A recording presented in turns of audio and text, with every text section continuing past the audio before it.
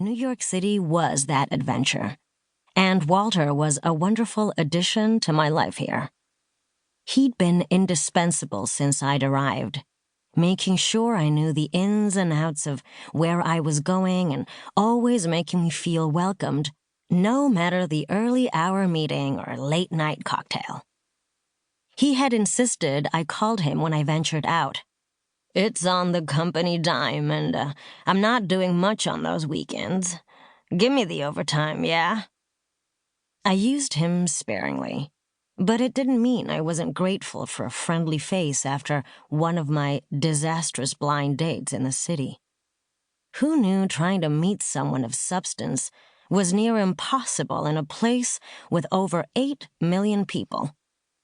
I smiled wryly and opened the car door. "Hey, Walter," I greeted him, sliding into the back seat and leaning forward to hold out his coffee to him. "2 creams and a sugar." "Perfect as usual." He took the cup of coffee and raised it in greeting. "How was the weekend?" Uneventful, quiet. Played some bridge, took a drive upstate." "What a wild life you lead, Walter." "I try."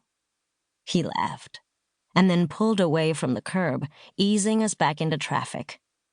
"Anyways, now that you mention it, my kids are still leaning on me to move upstate. It was nice to see them, even if they kept it up." "They just miss you," I told him, sipping from my coffee. "All they want to do is boss me around, you know." "So let them boss you. They love you. Bossing means love," I reminded him, and he snorted but said nothing. He'd been talking about retiring lately. His kids had been happy with the idea. Hell, I was happy with the idea. Driving in the city was stressful, hence why the company had dangled the perk in front of me to sweeten the job offer. Out of all the benefits the company offered, insurance, a free gym membership, exclusive travel discounts, and brunch deals, my time with Walter behind the wheel was by far the perk I used and valued the most. "Oh, I don't know. I've got everything I need right here," Walter said, blue eyes meeting mine in the rearview mirror. "Good coffee and a smart woman to talk with. How can I give up such a lifestyle? Not putting me out to pasture just yet." I laughed and sipped from my cup.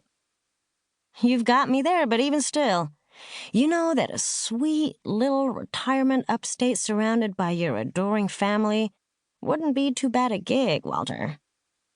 "Trying to get rid of me?" I gave a quick shake of my head, fingers tightening on the cup I held. "Never. I'd be lost without you." It was true. Walter had been, well, a rock for me. It wasn't easy leaving Colorado, eager as I was to make a new life and further my career. It could be a lonely endeavor, and Walter's familiar presence, his steady banter and familiar smile at the start and end of my day, was comforting.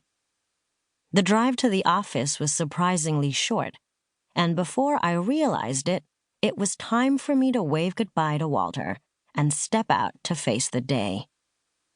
It was going to be a long one. I had clients and meetings booked back-to-back until quitting time, but a smile and a wave from Walter made it a little easier to face. So did a text from my best friend, Aurora Solis. She was living her best life in Colorado. The small-town life was agreeing with her. I suspected that had a lot to do with a certain hot-to-trot lumberjack, handyman, secret millionaire my girl spent most of her days wrapped up in. That would put any red-blooded woman in a good mood. I, for one, was happy for her. "How's the big city?" "Loud," I texted back, shouldering open the gleaming glass and chrome door to Walden and Pierce Public Relations. The building was